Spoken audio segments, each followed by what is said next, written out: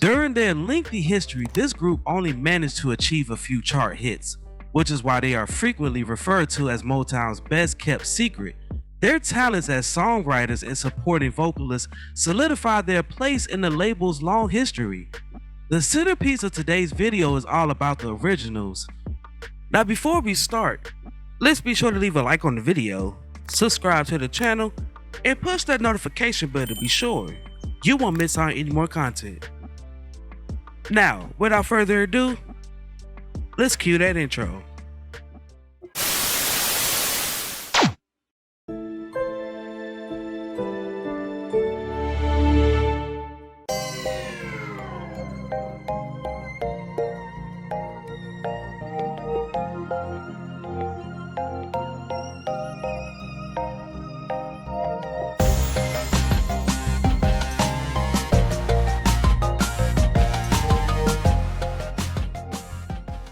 The originals were fronted by the singer Freddy Gorman, who was a Detroit native.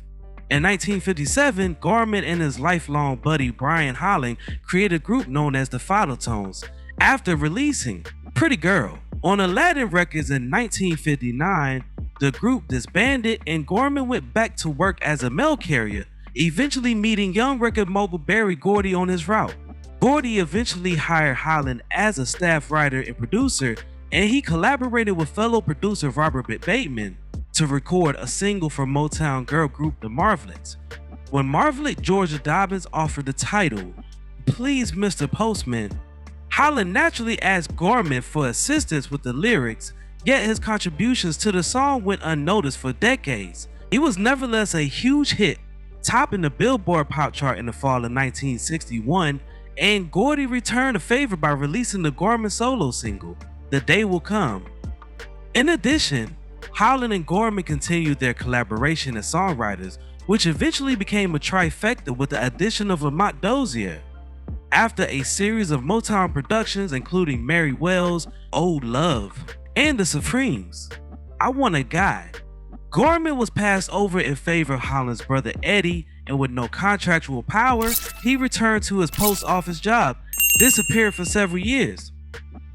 Gorman made his long-awaited comeback in 1964 when he collaborated with his songwriting partner Bob Hamilton on the smash Just Like by the Reflections, which was released on Golden World, a rival of Motown.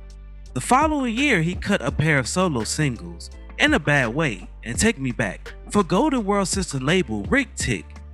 When Gordy bought Golden World's holdings, Gorman was integrated back into the Motown ranks, and the story of the originals begins in 1966 with original members Hank Dixon, Freddy Gorman, Walter Gaines, C.P. Spencer, and briefly Joe Stubbs working as backup singers for Motown Records. The group debuted on Jimmy Ruffin's What Becomes of the Broken Hearted in 1966 and continued to sing backup for him and eventually other artists like Stevie Wonder's For Once in My Life, Ain't Yes to Me, Yes to You Yesterday, David Ruffin's My Whole World Ended the Moment You Left Me, Marvin Gaye's Chained, and Just to Keep You Satisfied, Edwin Starr's War, and 25 Miles, and many more.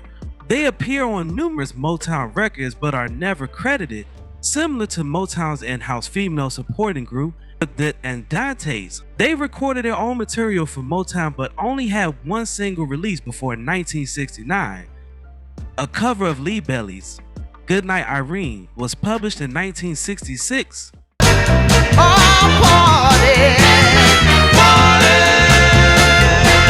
Accompanied by Need Your Lovin' Both featuring Joe Stubbs on lead but failed to chart.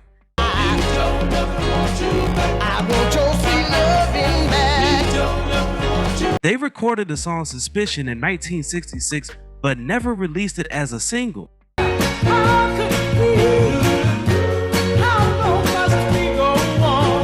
Nonetheless, it's become a Northern Soul classic. The track has since been featured on many of their compilation albums and many Northern Soul compilations. The group saw the release of 2 more singles, We've Got a Way Out of Love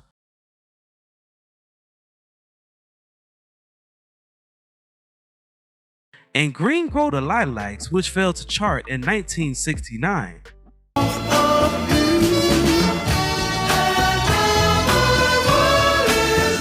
While continuing to sing backing vocals, the group began working on their own music on the side. The group's greatest commercial success came under the direction of Marvin Gaye, who co-wrote and produced two of the group's smash singles, Baby, I'm For Real, which entered the charts. I see the little tears in your eyes. Finally, the originals saw the beginnings of the success for which they had worked so hard for half a decade. The single reached #1 on the Hot 100 R&B and #14 on the US pop charts. And the bells.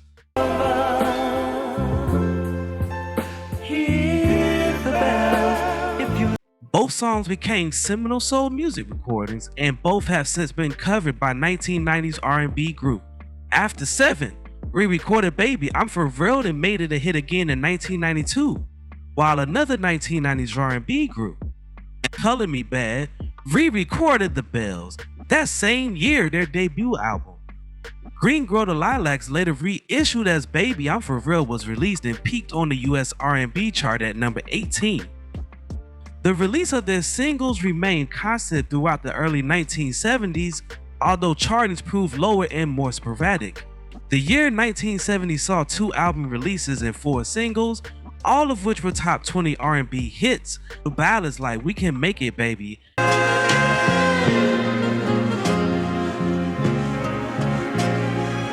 and God Bless Whoever Sent You, Where you belong. I'm building my world around you. both from Naturally Together extended the group's hit-making streak. Despite the fact that it was not released as a single, Smokey Robinson's up-tempo song, Don't Stop Now, gained popularity. Oh, if I could search the whole world just to find a prettier girl, I bet you. Chart appearances grew less common with time, with only 2 on any US charts between 1971 and 1975. During this time, the group's personnel and style changed, with C.P. Spencer leaving in 1972 and being replaced by Ty Hunter, a former Glass House member. 1974's game called Love saw them explore with a more rural-filled surprise. Stevie Wonder wrote and produced the title tune, while 1975's California Sunset was an album of modern soul written and produced solely by Lamont Dozier.